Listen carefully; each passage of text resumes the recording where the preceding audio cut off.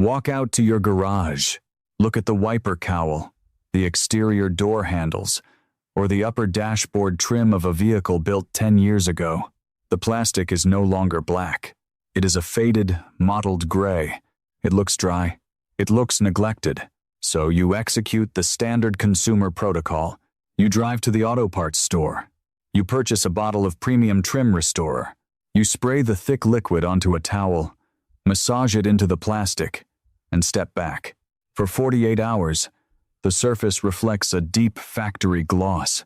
Then it rains, or you run the vehicle through a wash, or you simply leave it parked in direct sunlight for 3 days. The gray returns. The chalky finish bleeds back through the surface. The deep black vanishes. You assume you bought a defective product. You assume you need a thicker gel, or a ceramic-infused spray, or a more expensive brand.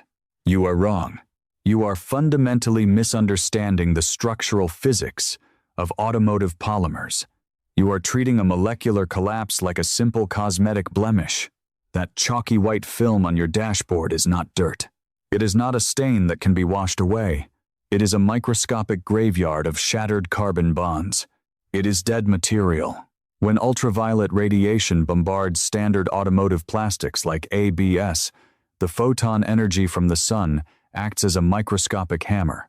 Over thousands of thermal cycles, this solar radiation physically breaks the ester bonds, holding the top layer of the plastic together. The polymer chains snap. The surface carbon oxidizes. The essential chemical plasticizers that give the material its dark, rich color retreat deep into the substrate to escape the heat. What remains on the surface is literal ash. It is an empirical corpse. When you apply an aftermarket chemical dressing, you are simply painting this corpse. The shiny silicone liquids seep into the microscopic valleys of the dead, oxidized plastic. The liquid changes how light refracts off the surface. It tricks your eye into seeing a dark color. It is an optical illusion, nothing more. Those retail liquids cannot bind to dead carbon. There is no chemical cross-linking. The dressing just rests on top of the oxidized ash, waiting for ambient heat to vaporize the carrier solvents. Once the sun bakes off the water and the chemical propellants, the silicone dries up. The illusion shatters. The gray corpse reappears. The automotive service industry relies on your ignorance of this material science. The dealership parts department will look at your faded center console and tell you the plastic is permanently compromised. They will quote you $600 for a replacement panel, plus 2 hours of labor to install it. The retail chemical industry will offer you a cheaper alternative. They will sell you a $12 bottle of spray that you must reapply every other weekend for the rest of the vehicle's lifespan. Both entities are profiting from a false premise. They assume the plastic is dead all the way through. It is not. The failure is microscopic. The death is only skin deep. Fractions of a millimeter below that chalky, oxidized crust, the structural integrity of the panel is uncompromised. The original factory plasticizers are fully intact. The deep, rich black color you want is still there, locked in a high-pressure polymer vault, completely untouched by the sun. You do not need to buy a new panel. You do not need to keep spraying artificial oils onto a dead surface. You just need to know how to break the vault open. To understand exactly how we resurrect this material, you must stop thinking of automotive plastic as a solid block of inanimate color. You must visualize it mechanically. Imagine a vast, subterranean oil reservoir buried beneath a hardened layer of Arctic permafrost. The crude oil in this scenario represents the chemical plasticizers. These are the vital, liquid components engineered into the plastic at the factory to give it flexibility, impact resistance, and that deep, dark pigmentation. The permafrost represents the microscopic, UV-damaged crust. It is a hardened, oxidized shell capping the surface. When solar radiation destroys the surface ester bonds, it effectively freezes that top molecular layer. It locks the reservoir down. The essential oils are trapped underneath, sealed in a high-pressure polymer vault. The surface starves. It turns pale. It becomes brittle. Now, evaluate the logic of retail chemical dressings through this mechanical lens. When you purchase a bottle of spray-on trim restorer, you are essentially standing on top of an Arctic glacier, pouring a bucket of synthetic oil onto the ice and hoping it magically drills a well. It cannot. The molecular structure of the synthetic oil is too large to penetrate the oxidized permafrost. It simply pools on the surface. It catches the light. It evaporates. The well remains capped. To structurally restore the plastic, we must bypass chemical application entirely. We must transition to thermodynamics. We must crack the permafrost. But we do not use a mechanical drill. We use controlled, targeted heat. When you introduce rapid thermal energy directly to the surface of the plastic, you alter its physical state. You briefly push the oxidized crust past its glass transition temperature. In plain terms, you melt the permafrost. This is not a destructive process. It is a precise, localized liquefaction. By melting that microscopic damaged top layer, you shatter the oxidized seal. You force the closed pores of the polymer matrix to instantly expand and open. The laws of thermodynamics dictate the next step. As the deep substrate heats up, the trapped plasticizers within the internal reservoir expand. They become highly fluid. Because the surface is now porous and liquefied, these native factory oils seek immediate equilibrium. They migrate upward. They are drawn to the surface through microscopic capillary action, rushing to fill the void left by the melted ash. You are not painting the plastic. You are not adding artificial pigment. You are mining the component's own internal resources. You are forcing the plastic to bleed its original factory color back to the surface. The process takes seconds. The chemical rebonding is permanent. Once the thermal energy is removed, the plastic rapidly cools. The surface solidifies, but this time, it solidifies with the dark, vital plasticizers locked back into the top molecular layer. The permafrost is gone. The well is open. The structural integrity of the material is reset to factory zero. This is mechanical restoration. This is structural physics in action. Yet, if this process is so fast, so permanent, and effectively free, you must ask a logical question. Why is the consumer market dominated by temporary, spray-on liquids? To answer why the market is saturated with temporary liquids, you must remove emotion from the equation. Do not look for a grand conspiracy. Look at a corporate balance sheet. The global automotive detailing chemical industry is a $10 billion apparatus. It operates strictly as an amoral, revenue-optimizing bureaucracy. The executives running these chemical conglomerates do not design products to restore your vehicle. They design products to capture recurring revenue. Think about the fundamental math of a permanent solution. If a company sells you a chemical that permanently restores your dashboard in a single application, the transaction is over. You put the bottle on a shelf, and you never give them another dollar. In the boardroom, a permanent fix is classified as a critical failure in the consumption cycle. To maintain their profit margins, the industry requires a consumable product. They require planned chemical obsolescence. The engine driving this recurring revenue model is a specific compound called polydimethylsiloxane, PDMS. Look at the back of any interior detail spray, trim restorer, or tire shine in your garage. If you strip away the artificial fragrances and the proprietary marketing terminology, the core active ingredient is almost always a PDMS emulsion. It is a cheap, mass-produced silicone oil. It is highly viscous, highly refractive, and mathematically guaranteed to fail. When chemical engineers formulate these retail sprays, they are not engineering a structural repair. They are calculating evaporation rates. They blend the silicone oil with cheap carrier solvents, usually water or light aliphatic hydrocarbons. When you spray the product onto your faded plastic, the solvent acts as a delivery vehicle, spreading the silicone across the oxidized surface. Within minutes, the carrier solvent flashes off. It evaporates. The silicone oil is left behind, sitting on the surface like a microscopic lake. This is where the cold financial genius of the formula takes over.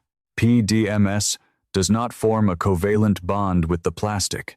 It cannot cross-link with dead carbon. It just sits there, resting on the ash.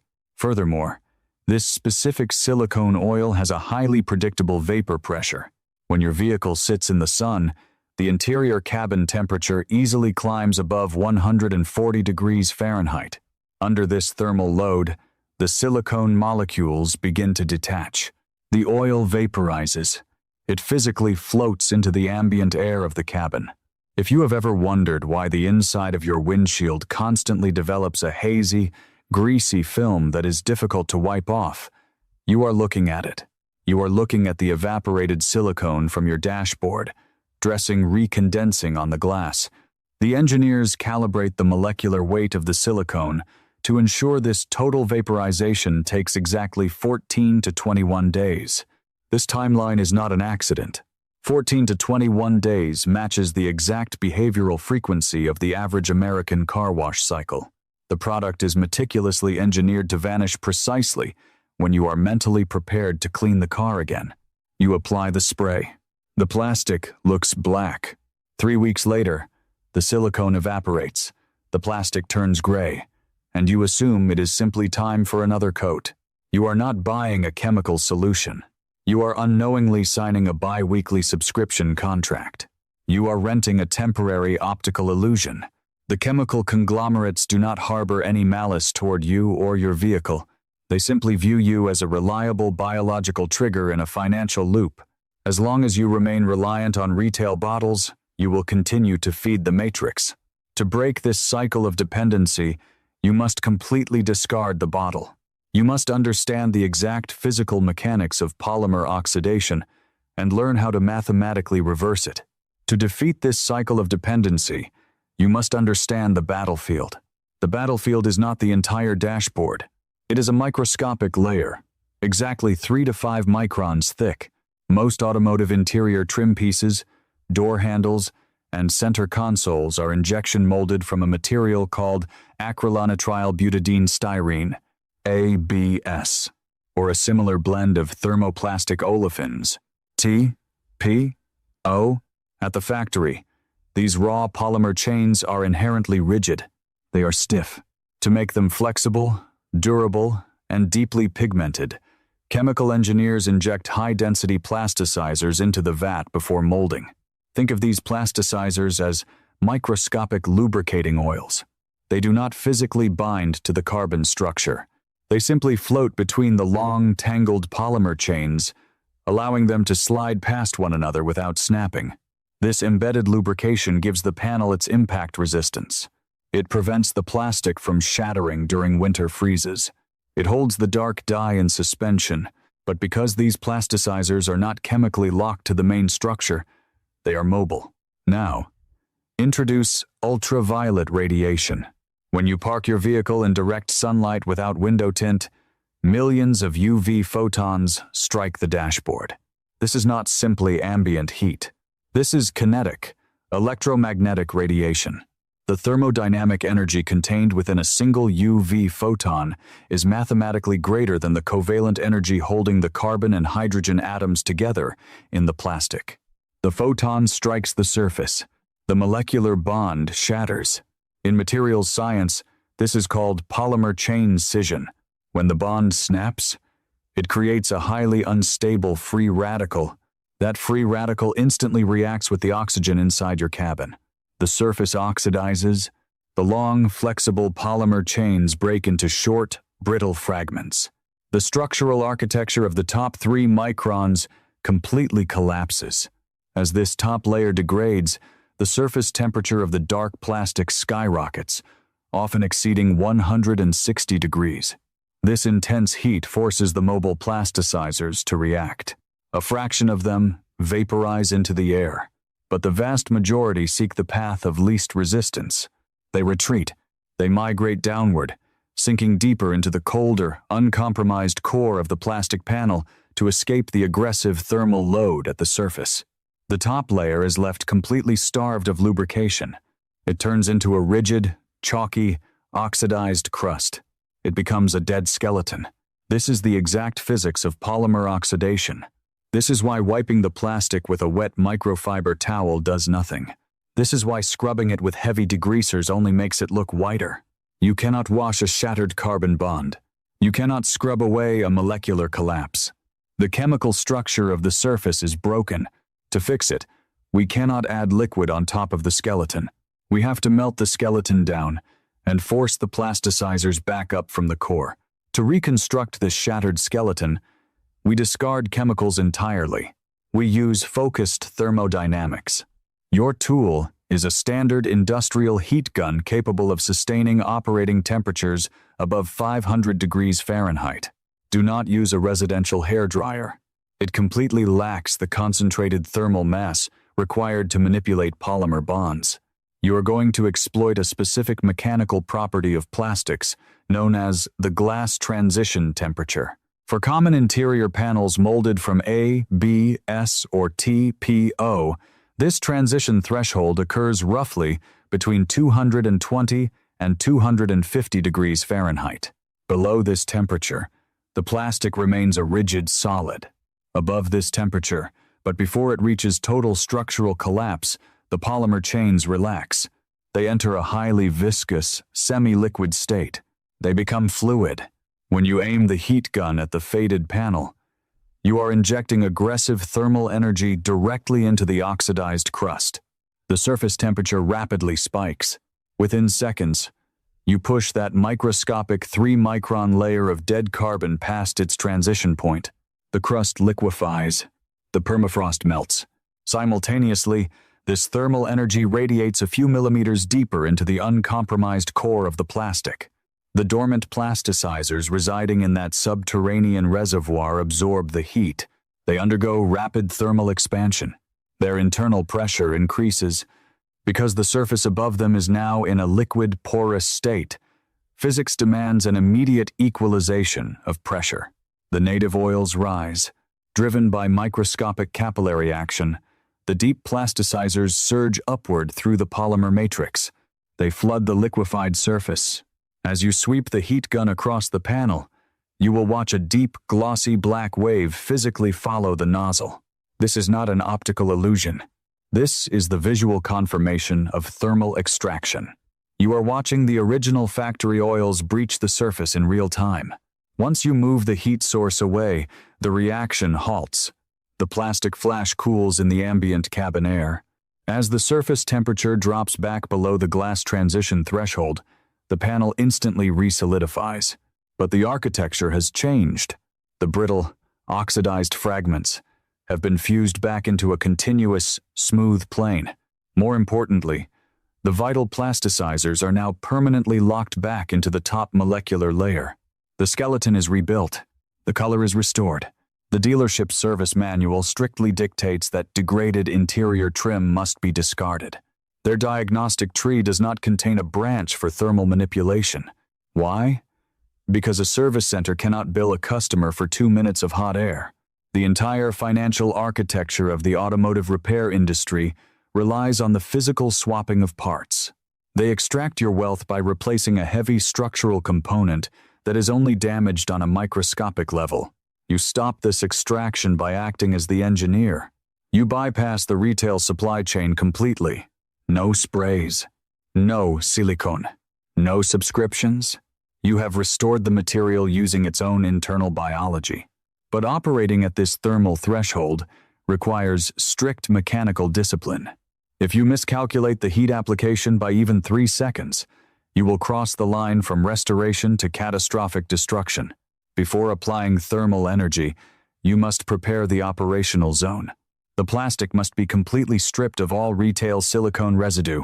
If you apply high heat to a layer of PDMS, it will bake into the porous polymer and permanently cloud the finish. Wipe the surface with a 70% dilution of isopropyl alcohol. Strip the corpse. Remove the illusion. Wait 10 minutes for the alcohol solvent to evaporate completely. Once the surface is bone dry and chalky white, you are ready to initiate the thermal transfer. Thermodynamics